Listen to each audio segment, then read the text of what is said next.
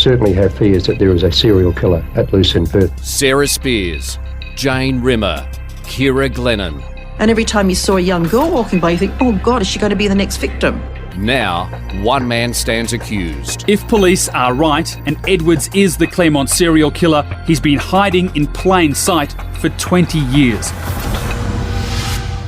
One of the key factors in deciding Bradley Edwards' guilt or innocence will be the forensic evidence, including material collected from the burial sites of Jane Rimmer and Ciara Glennon.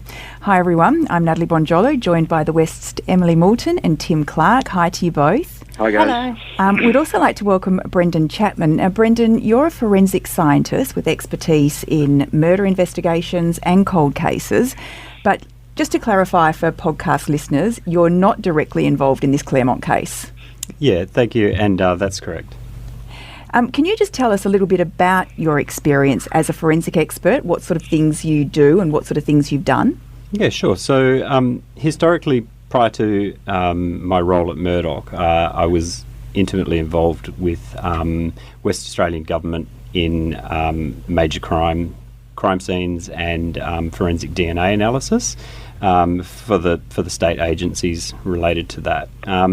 And since then, I've now moved into a role at Murdoch University where I can use my, I suppose, forensic expertise and experience to train the next generation of forensic students and forensic scientists, and also expand that as well to undertake research in forensics and around forensic DNA and cold case investigations as well. From a professional point of view, have you got a great interest in this case? I mean, all of Perth has an interest and around the world has an interest, but do you have an interest in the case? I think it would be un-Perth-like to not take an interest in this case. You had to be hiding under a rock for a number of years to know nothing about it. I've absolutely got an interest in it. I was... at the time that these offences happened, I was a teenager, and these were things we were seeing in the news, and there was kind of a change, I suppose, in the way that Perth worked in terms of went, I suppose, from probably being what we saw as, I suppose, a safe small city to, and I suppose it brought a bit of reality to the fact that these things can happen in our own little backyard, and I think that's probably a large reason why a lot of people are interested in it, because it really probably did shape and change Perth at the time. Yeah, and we know that as we're moving forward in the trial, that really from here on in, forensics are going to play an extraordinarily large part of this case, which is why your experience and knowledge is going to be very relevant to what we're talking about next. So, Emily and Tim, today you heard in great detail about the evidence that was collected from the two crime scenes. Yeah, so Robert Hemelaar was back on the stand today again. So he sort of went through like step by step in minute detail of what they did at Jane Rimmer's crime scene and then what they did at Ciara Glennon's crime scene. And basically he was the supervisor for the forensic teams sort of in 1996 and 1997, and he was also involved in the missing persons case for Jane Rimmer. And we also heard today that he was also asked by the Macro Task Force to also, when Ciara went missing before they had found her body, to also go out and take photos relating to where she had been and things like that. So we heard a lot from him today. The whole day was dedicated to Mr. Hemelaar. And he, apart from sort of being asked questions by Miss Barbagallo, he was also narrating or giving running commentary on the videos, the footage that we can't see, which was sort of I guess a blessing for us in some ways, because otherwise we'd be sitting there in court not hearing or seeing anything, but at least he was providing that running commentary. And I have to say his commentary today was obviously, it was a lot better than yesterday. So from my perspective doing the blog, it was actually nice to actually have something to write about, what I was hearing him describing at both scenes, which was, some of it was quite harrowing at times. So. Yeah, I mean, he basically walked us through the both scenes, but particular Ciara's scene this morning and then this afternoon, and the video that was taken at the scene was a lot longer than the one that was played at Jane's scene. It went for over an hour, and Mr. Hemelaar was intimately involved in the recovery of the body, and then obviously taking the exhibits from Ciara's body as well. And so he basically walked us through everything that was happening on screen, and then also what he'd done post the scene as well, which included going and taking fibre samples from Ciara's house where she lived with her mum and dad, from her work, from her office, from her car, from her dad's car, which we now know, I mean, it was obviously relevant then, but it's going to be extraordinarily relevant now, given that fibres are going to play a major part in the prosecution case. I guess the volume of material that must be collected is enormous. Oh, certainly not. I mean, we've spoken so many times about the vastness of the prosecution brief and the case in general, and the forensic material makes up a big part of that massive case. All the samples that were collected on the day, vegetation we heard of today intimately, insects we heard about today, and obviously we've already heard about the hair samples. There'll be skin samples and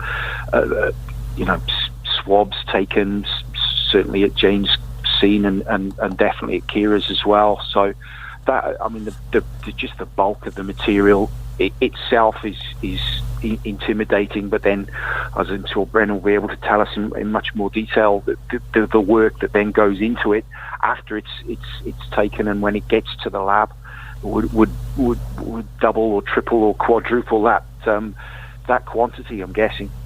Yeah, that's right, Tim. And I mean, this is the sort of blessing that we really hope for in cold cases, is access to heaps and heaps of evidence from the primary scene.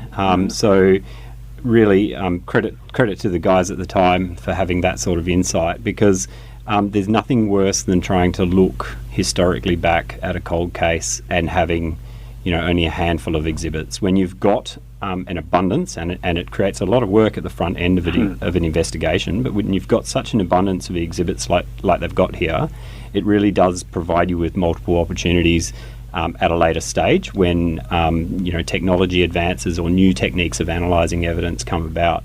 So, but you're right that once this is all collected, there is a huge amount of work that follows thereafter. To give you an example of a sample where, say, a single swab might be collected of some blood or DNA or something like that, there's a huge amount of work and expense as well that goes on after that in order to generate a result that then can point us to an offender or an individual. So how critical is time? So when a scene like this happens, how fast do the forensics get called out, and does every second count because you need to get out there to preserve that scene? Yeah, when evidence is, I suppose, in the wild or out within the public, there are a number of things that can come to play that can contaminate that or destroy evidence. So the response to a forensic scene or the collection of forensic evidence is important. It's important to get to it quickly and to collect it. But we've got a huge amount of supporting research and understanding now, and even at the time of this case, with regards to how to collect and store evidence once we've recovered it from a scene, that kind of stops the clock on any degradation of things like DNA.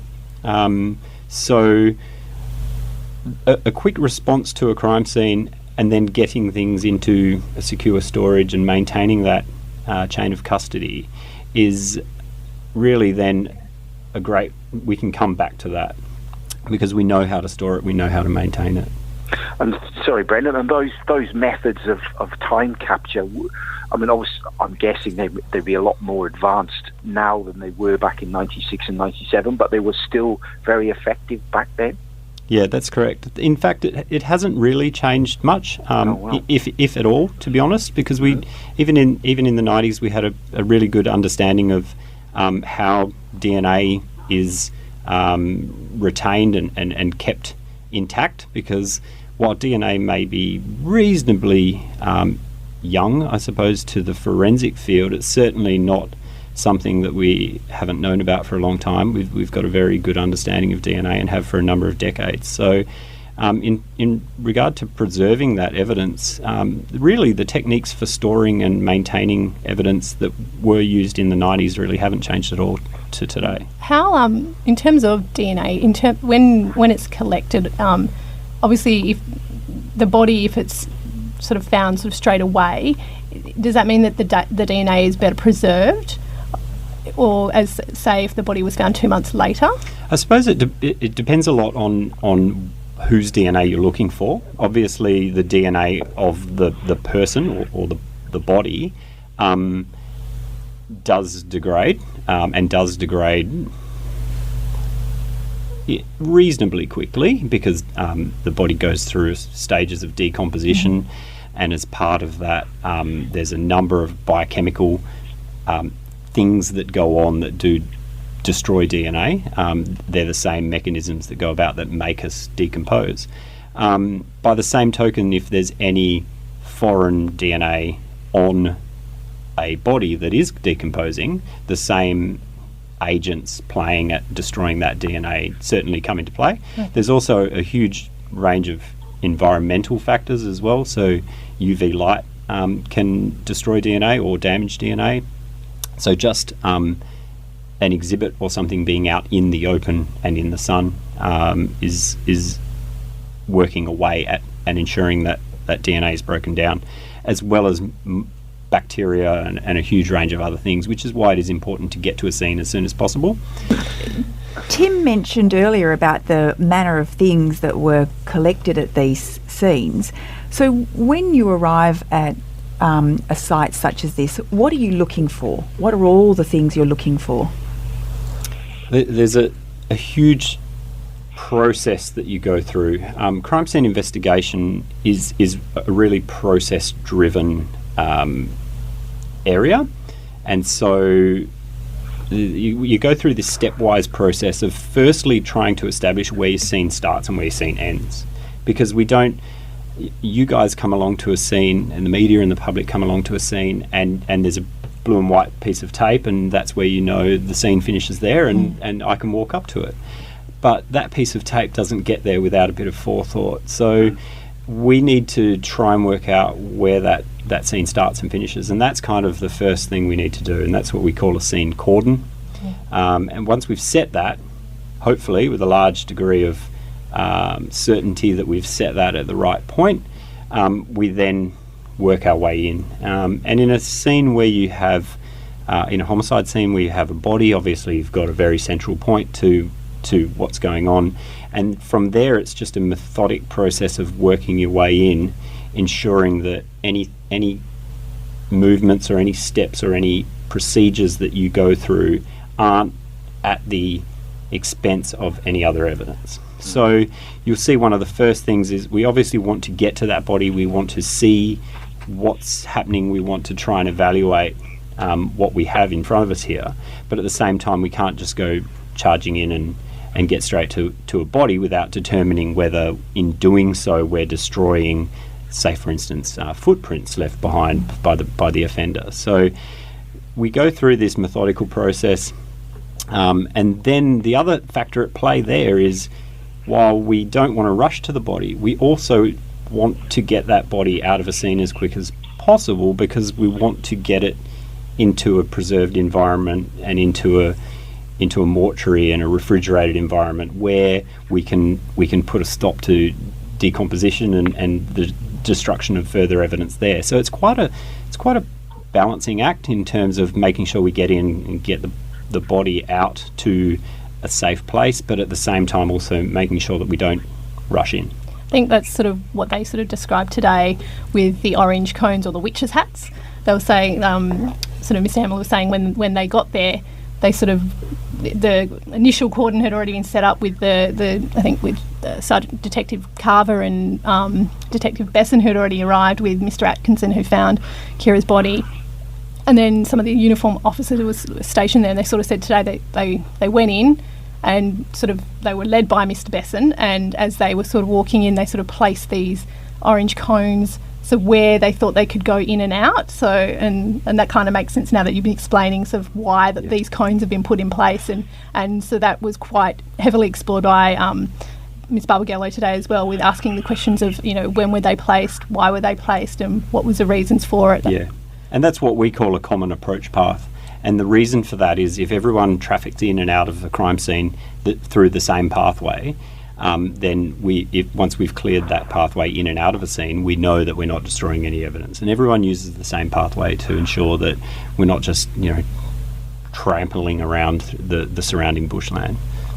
And once you've got into that pathway and you've reached the body, it's not just the body you're looking at. You're looking at the vegetation around the body and insects and all these kinds of extra things. Yeah, we're with any crime scene, we're really looking at two opportunities. One is the opportunity that something foreign has been brought into the scene, and the other opportunity is that something from within the scene has been taken out or changed or modified. So where it's looking at anything that looks unusual, and it's using a systematic search approach as well to identifying things like damaged vegetation or impression or shoe impression or shoe footprints going in or out of a scene.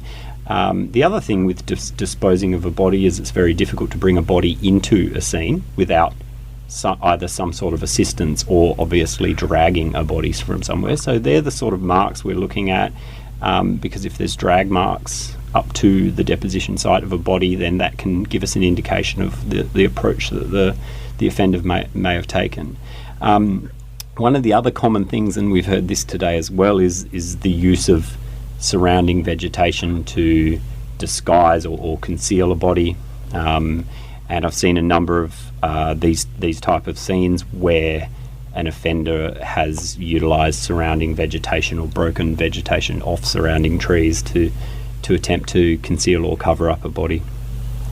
Yeah, they were sort of talking about that today, sort of, I think, to the latter part of Mr. Hemelaar's evidence, where he was saying there was photographs that we could see today of him with a measuring stick of some of the trees where the twigs and the branches were pulled from the tree, and he said like the bark was pulled from it that was used to sort of hide Ciara's body in the scrubland. So there was a number of photos of him standing there, which was I think 1.7 metres, I think the size of the stick was. So that's what he was sort of saying. And the other important thing from those types of pieces of evidence are when you're evaluating a scene, you're looking for any evidence of the offender being in contact with something. And if you've got a branch or a stick or something broken off, then you instantly know that the offender has had contact with that. And where there is contact, there is a possibility for a transfer of DNA or fingerprints or fibres or any other type of evidence. So, Tim, was there some significance in some of those things that were collected in terms of DNA and fibres? Oh, certainly, Nat. I mean, the exhibits taken from Ciara's body during the recovery process and then also during the post-mortem process are some of the most priceless and important exhibits in this whole trial. We've heard, obviously, the prosecution allege that under one of her broken fingernails is or was Mr. Edwards' DNA, which they say it got there during the struggle before Ciara died. The hair, and we saw the first photo of the sample RH17, which was a sample of Ciara's hair, which is said to contain some of the fibres which the prosecution point to as connecting Mr. Edwards and Ciara's hair mass, and Mr. Hemelaar did collect some of those. So he concluded his evidence in chief today, and so tomorrow morning at 10 o'clock the cross-examination of Mr. Hemelaar by Paul Yovich will commence, and I'm sure we will hear a lot more about how those exhibits were collected, how they were stored, where they were stored, and obviously all that goes to the contamination that the defence say occurred at some point between the discovery of Ciara's body by Mr. Atkinson and Mr. Edwards being charged nearly 24 years later. One of the other things that sort of in the running commentary that Mr. Hemelaar provided the court and us was that he was talking about what can be seen sort of through that whole process. So he's saying like Dr. Karen Margolis, who is now deceased, was sort of going through the stages of when they start to take the vegetation off Ciara's body, when they start to then look at her body in situ, then taking photographs of that, and then sort of when they decide to move her over and taking sort of things that she's noticed. And because the video that's being played, because we can't see it, we're just listening to the audio, one of the main things you can quite hear is the helicopter whirring above, but occasionally when it goes away you can hear these snippets of people's voices. And one of the things that we heard was Dr. Margolis sort of talking about Ciara's hands and her fingernails, and one of the things that she talks about is the left thumbnail, and another part she's talking about the ring finger on her right hand is shorter, or the ring fingernail is shorter on her right hand. And then she goes, I don't know if this is broken, but it's shorter than the others, it's pretty short. And then a male voice, who we don't know who it is, just sort of says, oh, the rest of the fingernails are there, sort of question mark sort of thing. And it's those little snippets that we were able to hear, that because we can't see the footage, it's sort of going, okay, so that's when they sort of noticed even then that there was, that her fingernails and obviously her left thumb and middle finger, middle finger is also sort of what the prosecution say is important, and where they claim that DNA from Mr. Edwards has been found. So, Brendan, just in a general sense, how is DNA taken from underneath someone's fingernail in a scientific way? Yeah, there's a couple of approaches that we can use. The first of which is to take a swab. And when I say swab, I'm referring to the sort of thing that most of the listeners would understand as the cotton tips that you're not supposed to put in your ear. And that's very similar to what a swab is. And so we use a swab to collect any material from underneath the fingernail. And that's just as simple as a damp swab running that underneath the fingernail. The other approach that can be taken, which is more of an approach taken by forensic pathologists and in a mortuary or post-mortem situation, is actually clipping the fingernails off and collecting those into a container that we can then extract the DNA from under the fingernails. And then once you have that DNA, you really effectively have frozen it in time, so the passage of time doesn't degrade it in any way. No, the techniques we use for extracting DNA really stabilise it. They take it out, they aim to remove it away from any of those other factors that can degrade and break down DNA, and isolate it in a tube that we can then freeze and keep away indefinitely. And is there any way in which,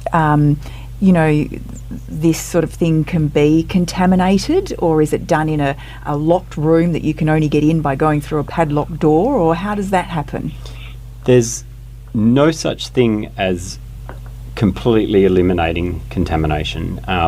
Unless we can completely eliminate people, there's always an opportunity for there to be contamination in a DNA lab.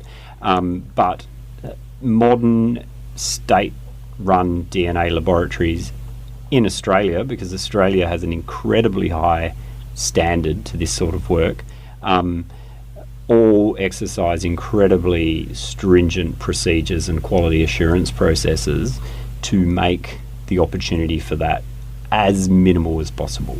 It's not to say that it can't happen, it's not to say that it won't happen, but we certainly here in this country are very lucky in that we really do utilise the best practices that are available worldwide. I feel like that's a conversation that we might be having quite often in the coming weeks and months, Brendan, because as we've heard, very briefly, but quite pointedly, in Mr. Jovich's opening statement many weeks ago, that they are the cards that he intends to play, to point to what he says were contamination events on other samples taken in both Jane and Ciara's case, and then in particular this DNA sample, which he is, we think, going to explore. That has somehow come from another exhibit in another case, i.e. the Karrakatta rape case that we know of, and has somehow found its way onto that fingernail taken from Ciara's body, and that is a very forensic journey that we're all going to go on, I think. Tim mentioned earlier about fibre being found in Jane Rimmer's hair. When you find a fibre, how do you then go about identifying that and matching that to anything? Is it then a matter of going out and taking samples of all sorts of different fibres to try and find a match to that? Yeah, when we compare a whole range of things in forensics, what we have is what's called a reference or an exemplar sample that we're trying to compare to. So in the case of, say, a fibre that you found at a crime scene, we would look to identify sources of clothing or sources of fibres that we can compare microscopically to see if they exhibit the same characteristics. And the most obvious characteristic is colour. So immediately if we have a red fibre, we then go looking for examples of red fibres, either that the victim might own or within their vehicle or within their workplace, to compare and see, is this the same red? Is it the same colour? Does it exhibit the same sort of characteristics in how the fibre has been developed, how it's been manufactured? Is it actually made of the same type of material? Is it wool? Is it a polyester? So on and so forth. We heard a bit of that today with Mr. Hemelaar saying that after they discovered Ciara's body, they went back to her workplace and they tested the blue ribbon in her diary, and then there was blue wrapping ribbon, which I think was part of the present that she'd bought for her sister, because it was her sister's hen's night the following night, the night after she disappeared. They also talked about how they went back to the Glennons' home. I think they went back twice and collected a fibre sample from Dennis Glennon's car, and then fibres from Mrs. Glennon's sewing room, and in particular her sewing, I think it was her sewing pencil, I think he said as well. So they sort of, and Mr. Hemelaar said on the stand, it was, a process, they were collecting them as a process of elimination as well. Yeah, exactly. The aim there is to be able to say, well, it wasn't this, it wasn't this, it wasn't this, until you get to a sample or a potential person of interest that we can then look at fibres that they may have or have been in contact with and do the same process. It's all just eliminating those fibres from being the same as the ones you've found. And when you say testing, for fear of being accused of being pro-Perth biased, we do have in Western Australia, Brendan will correct me if I'm wrong here, but we have one of only two sort of fibre databases in the world, based in Western Australia, where all these exemplar samples from hundreds of thousands of carpets and car seats and various other fibre samples have been collated, and that database is searchable. And I think that database has been utilised in latter years in the Claremont case, in the macro investigation, to search for where some of these fibres that were found on both Jane and Ciara came from. Yeah, that's correct, Tim, and well done on your research. And that's they pay me the small bucks, mate. That's actually subject of a published piece of research as well. So yeah, you're absolutely correct. How do you actually test the fibre? Do you pop it under a microscope, or how does that happen? Yeah, that's exactly it. That's the first the first pass is to have a look at it under a microscope, compare it to those other examples to rule out some of the more gross or the more obvious features like colour and the way that the fibre is constructed.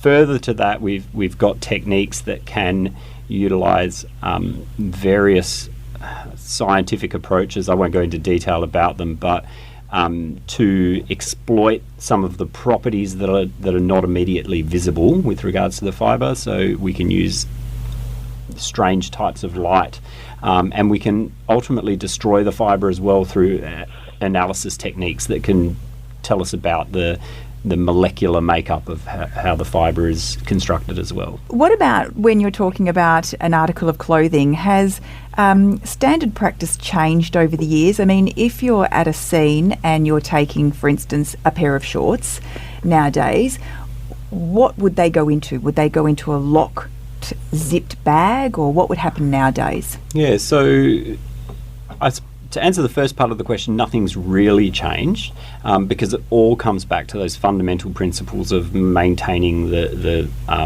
firstly the continuity of the evidence and making sure that it's sealed and stored, but also maintaining that any evidence on it doesn't degrade or get damaged, i.e. DNA.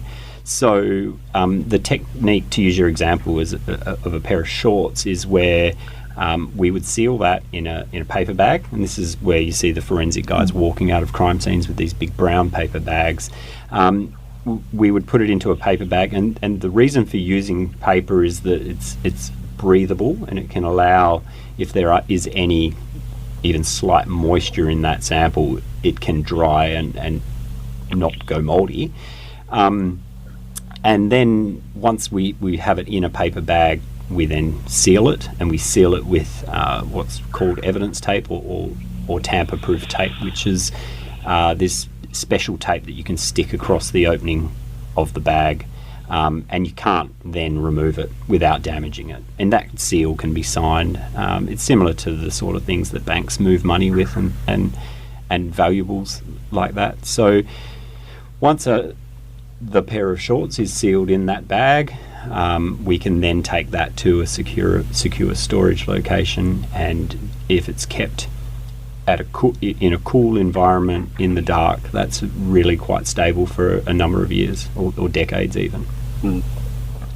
I just wanted to ask Emily and Tim, Bradley Edwards, he was in court, of course, today. Was he reacting to any of the video or any of the evidence being presented today? Yeah, obviously intermittently I'd sort of look up and check what he was doing, and it's sort of at one point he was sort of watching and taking notes.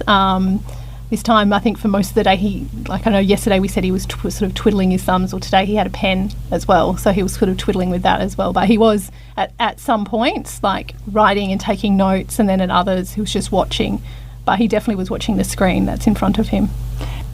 And it must have been quite a difficult day for Ciara's father today. Oh, definitely not. It was difficult for all of us, even though we couldn't see the footage. We could hear enough, as we mentioned yesterday, to visualise what was going on.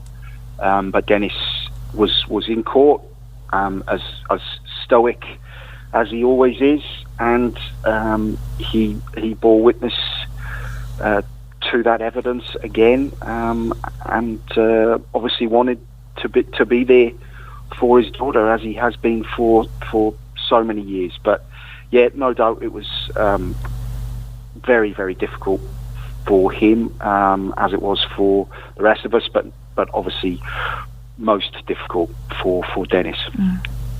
And Brendan, we speak about this quite often in the podcast about, these are graphic details, and, they're very, very upsetting and they're very traumatic, and how difficult it is for people to listen to them.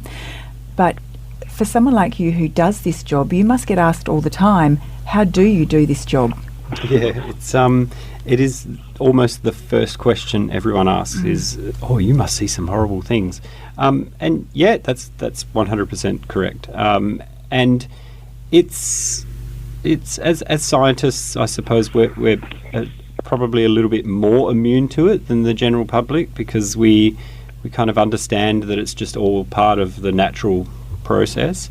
At the same time, some of this can be really quite horrific. People can be bloody horrible, to be honest. And I think that's really important it's really important to have good support networks in this type of industry, whether that's family, whether that's friends, whether there's a formal way of debriefing through whatever agency you work for. And all of these agencies do have those sort of approaches. And mental health is a big thing these days. And so it's important to keep your mental health tuned up, just like you would service your car, I suppose. So I think it is important to debrief, and whether that's sitting down with your colleagues and having a beer after and just winding down, or if that's going home and just spending time with your family, kids, whoever you have at home, it's important to have work-life balance, especially in this sort of industry. Well, as always, thank you both for being in court again today and for all your hard work. And if listeners would like more details about the evidence that was presented in court today, you can find it at thewest.com.au, and you can also find Tim's articles in the newspaper. Thank you also to Brendan for joining us. I think it's very helpful because you obviously give listeners an idea of how the process actually works and fits into the details that we're hearing in this case. So thanks for listening, and we'll be back tomorrow to chat again when we wrap up the end of the week. Claremont in Conversation. Chat to you then. This podcast was hosted by Natalie Bonjolo, produced by Kate Ryan and Alicia Preedy, and recorded in the studios of 7 West Media. Audio files were provided from the archives of the 7 Network and the West Australian.